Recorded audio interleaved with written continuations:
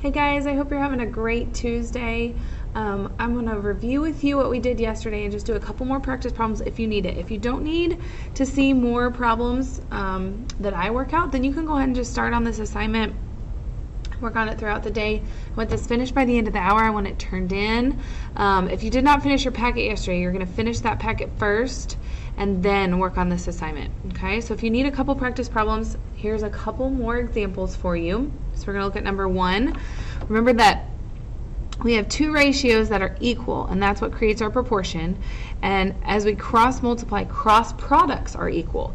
And so 4x, so 4 times x, is equal to 5 times 8, which 5 times 8 is 40. And so that's the equation that I come up with when I cross multiply. Okay, 4 times x equals 5 times 8. Then I'm just going to solve for x. So I divide by 4 on both sides, and in this case, x equals 10. Okay, those make up the first 10 problems on this page, just kind of the simple ones.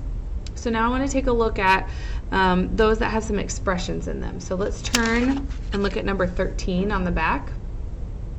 Okay, number 13 has two expressions in it. So we are going to take a look. Let me clear this a little bit. See if I can make it a little clearer. Okay, we're going to take a look at what the cross products would be. So first we're going to do 11 times m plus 10. So I'm just going to write that, 11 times m plus 10. And that should be equal to 3 times m plus 8. Okay? And then I'm going to use my steps to solve for m. So the first step is to distribute both sides. Okay, so I'm going to do 11 times m, which is 11m, and 11 times 10, which is 110. Then I'm going to do 3 times m, which is 3m, and 3 times 8, which is 24. Now I have an equation that looks a little more familiar to you, but I want to make sure that my m's are on the same side. So I'm going to subtract 3m from both sides, because I know that 3m minus 3m cancels. And so that's going to leave me with 8m on the left plus 110 and 24 on the right. Okay? And I'm going to rewrite this up here so I have a little more room. So 8m plus 110 equals 24. So I just rewrote my equation. And then I'm going to continue to solve for m. So I want to get m by itself. So I'm going to subtract 110 from both sides. So 8m. And then 24 minus 110 is negative 86.